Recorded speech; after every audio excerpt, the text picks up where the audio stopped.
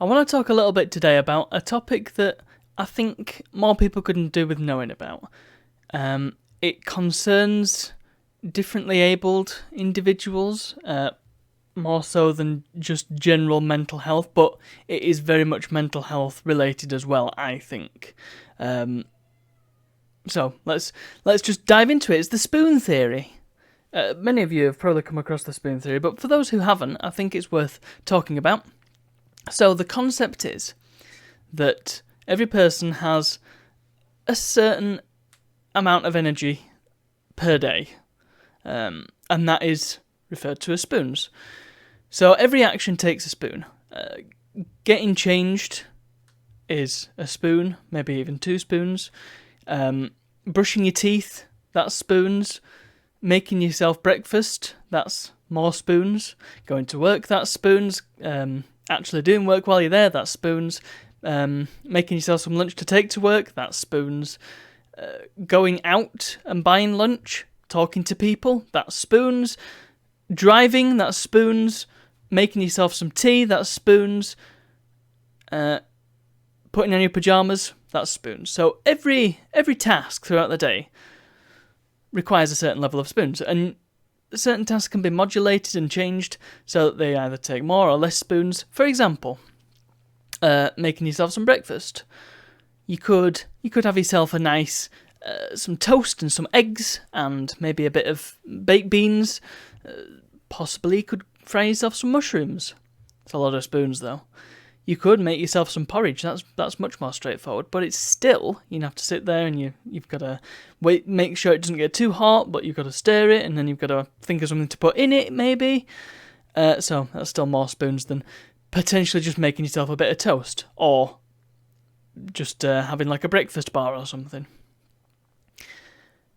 It's things like that. And spoons, well, some people have fewer spoons than others.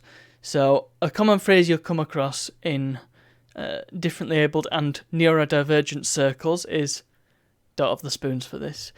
And I feel like it's a bit tricky because saying that everybody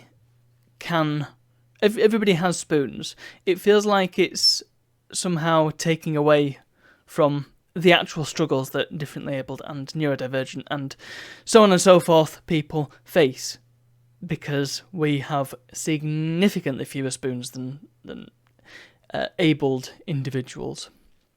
But that's not to say that abled individuals don't have spoons as well. So it's an important thing to keep in mind.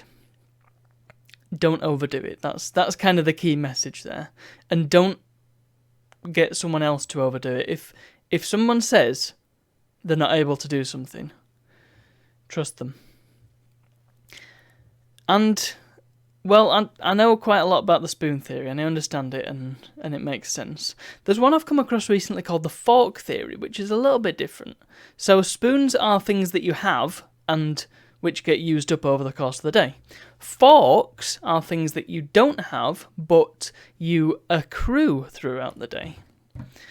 And forks are kind of aggressions and things that not necessarily upset you, although they can be things that upset you, but it's just things that get in your way almost.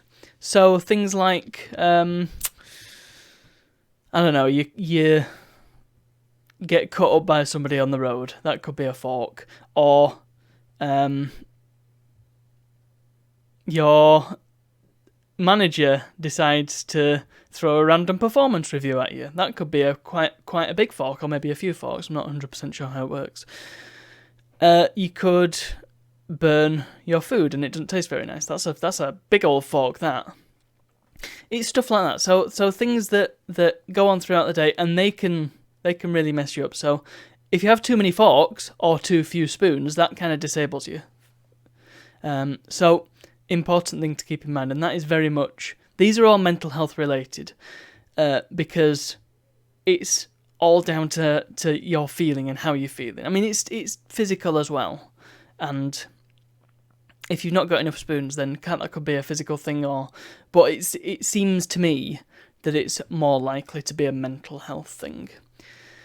So it's a very useful it's called a theory, so it's a very useful theory to keep in mind and to not only for yourself but for others as well. And recognising that if somebody may be a bit low on spoons, well, maybe you can share a few of your own and help them out. Anyway, that's today's vlog, so I hope that's been useful. Thank you all very much for watching, and I'll see you all tomorrow. You see, the smart thing to do would have been to get a spoon and wave with it, but didn't do that, so I'm just going to have to do with I could do like a spoon wave. Yeah, sure.